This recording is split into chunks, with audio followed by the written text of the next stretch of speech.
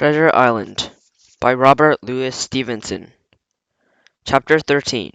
How I Began My Shore Adventures. The appearance of the island when I came on deck next morning was altogether changed, although the breeze had now utterly failed. We had made a great deal of way during the night, and now were lying becalmed after half a mile of southeast of the low eastern coast. The grey-coloured woods covered up a large part of the surface. This even tint was indeed broken up by strecks of yellow sandbreak in the lower lands, and by many tall trees of the pine family, outtopping the others in some singly summing clumps, but the general colouring was uniform and sad. The hills ran up clear about the vegetation in spires of naked rocks. All were strangely shaped, and the spyglass, which was now 300 or 400 feet the tallest on the island, was likewise the strangest in configuration, running up the sheer of almost every side, then suddenly cut off in the top like a pedestal to put a statue on. The Hispaniola was rolling scuppers under in the ocean swell. The booms were tearing at the rocks, and rudders were baying to and fro, and the whole ship creaking, groaning, and jumping like a manufactory.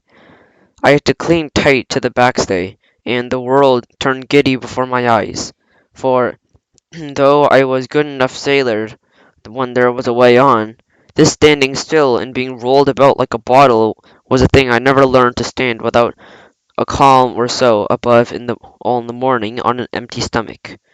Perhaps it was this, perhaps it was the look of the island with its grey melancholy woods, and the wild stone spires, and the surf that we could both see and hear foaming and thundering on the steep beach. At least, although a sun shone bright and hot, the shore birds were fishing and crying all around us. You would have to thought anyone would have been glad to get to land after being so long at sea. My heart sank, as the saying is, into my boots, and from that first look onward, I hated the very thought of Treasure Island. We had a dreary morning's work before us, for there was no sign of any wind, and the boats had to be got out and manned.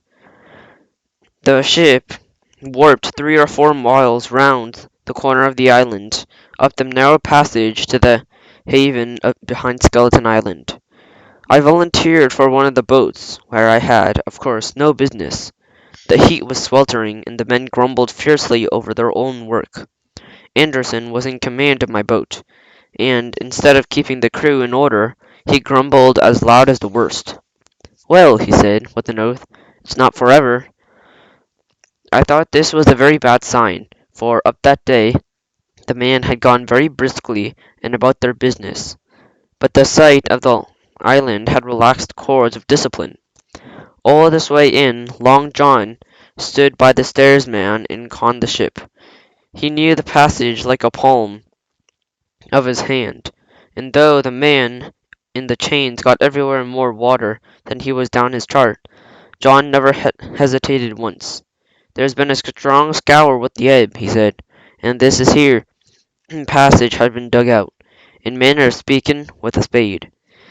We brought up just where the anchor was in chart, about a third of a mile from either shore, the mainland on one side and the Skeleton Island on the other.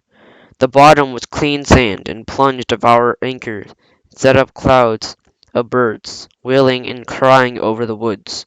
But in less of a minute they were down again, and this was all once more silent.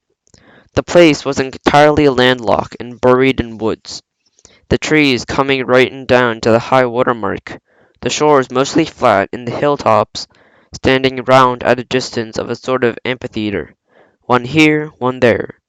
Two little rivers, or rather two swamps, emptied out into this pond, as you might call it, and the foliage round that part of the shore had a kind of poisonous brightness. From the ship that we could see nothing of the house or the stockade, for they were quite buried among the trees, and if it had not been for the charge of the companion, We might have been the first that ever anchored there since the island arose out of the seas. There was not a breath of air moving, nor a sound but that the surf booming half a mile away along the beaches against the rocks outside. A peculiar stagnant smell hung over the anchorage, a smell of sodden leaves and rotting tree trunks. I observed the doctor sniffing and sniffing, like someone tasting a bad egg. "I don't know about treasure," he said, "but I'll stake my wig there's a fever here." If the conduct of the men had been alarming in the boat, it became truly threatening when they had come aboard. They lay about the deck growling together in talk. The slightest order was received with a black look, grudgingly and carelessly obeyed. Even the honest hands must have caught the infection, for there was not one man aboard to mend the other. Mutiny, it was plain, hung over like a thundercloud, and it was not only we of the cabin party who perceived the danger. Long John was hard at work, going from group to group, spending himself in good advice, for example, no man could have shown a better. He was fairly outstripped himself in willingness and civility. He was all smiles to everyone. If an order was given, Long John would be on his crutch in an instant, with the cheeriest "Aye, aye, sir," in the world. When there was nothing else to do, he kept up one song after another, as if to conceal the discontent of the rest. All of the gloomy features of that gloomy afternoon, this was obvious anxiety on the part of Long John appeared the worst. We held a council in the cabin. "Sir," said the captain, "if I risk another order, the whole ship'll come about our ears by the run. You see, sir, here it is. I get a rough answer, do I not? Well, if I speak back, Spikes will be going in two shakes. If I don't, Silver will see there's something under that the game's up, and now we have only one man to rely on." "And who's that?" asked the squire. "Silver, sir," returned the captain. "He's as anxious as you and I to smother things up. This is a tiff, and he'd soon talk them out of it if he has the chance. And what I propose to do is to give him the chance. Allow the men to an afternoon ashore. If they all go, why, we'll fight the ship. If none of them go, well, then we'll hold the cabin, and God defend the right. If some go, you mark my words, sir. Silver'll bring 'em aboard against as mild as lambs." It was so decided. Loaded pistols were served out to all the sure men. Hunter, Joyce, and Redruth were taken into our confidence, and received news with less surprise about a better spirit than we had looked for. Then the captain went on deck and addressed the crew. "My lads," he said, "we've had a hot day, and all are tired and out of sorts. A turn ashore hurt nobody. The boats are still in the water. You can take the gigs, and as many as please can go ashore in the afternoon. I'll fire a gun half an hour before sundown." I believe that the silly fellows must have thought they were break their shins over the treasure as soon as they were landed, for they all came out of their sulks in a moment. They gave a cheer that started the echo on a far-away hill, that sent the birds once more flying and squalling round the anchorage. The captain was too bright to be in the way. He whipped out of sight in a moment, leaving Silver to arrange the party. I fancied it was as well as he did so. He had been on deck. He had no longer so much have pretended not to understate the situation. It was as plain as day. Silver was the captain, and a mighty rebellious crew he had of it. The honest hands and a mighty rebellious crew he had, the honest hands, and I was soon to be it proved that there was such on board. Must have been very stupid fellows, or rather, I suppose, the truth was this. All hands were disaffected by the example of ringleaders, only some more, some less, and being good fellows in the main, could neither be led nor driven any further.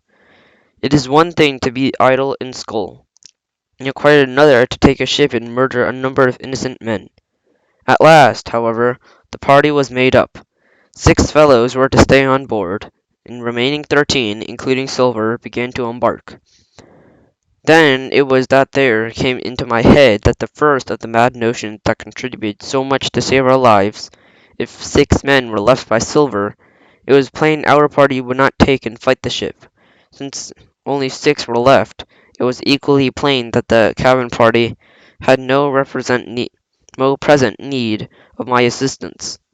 It occurred to me that all at once to go ashore.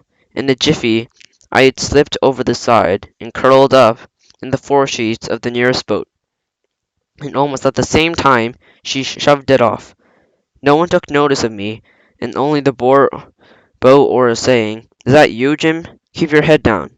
But Silver from the other boat looked sharply over and called out to know if that were me, and from that moment I began to regret what I had done. The crew raced for the beach, but the boat I was in, having some start, being at once the lighter and the better manned, shot far ahead of her consort, and the bow had stuck among the shoreside trees, and I had caught a branch and swung myself out, and plunged into the nearest thicket, while Silver and the rest were still 100 yards behind. "Jim! Jim!" I heard him shouting, but you may suppose I paid no heed. Jumping, ducking, and breaking through, I ran straight before my nose, till I could run no longer.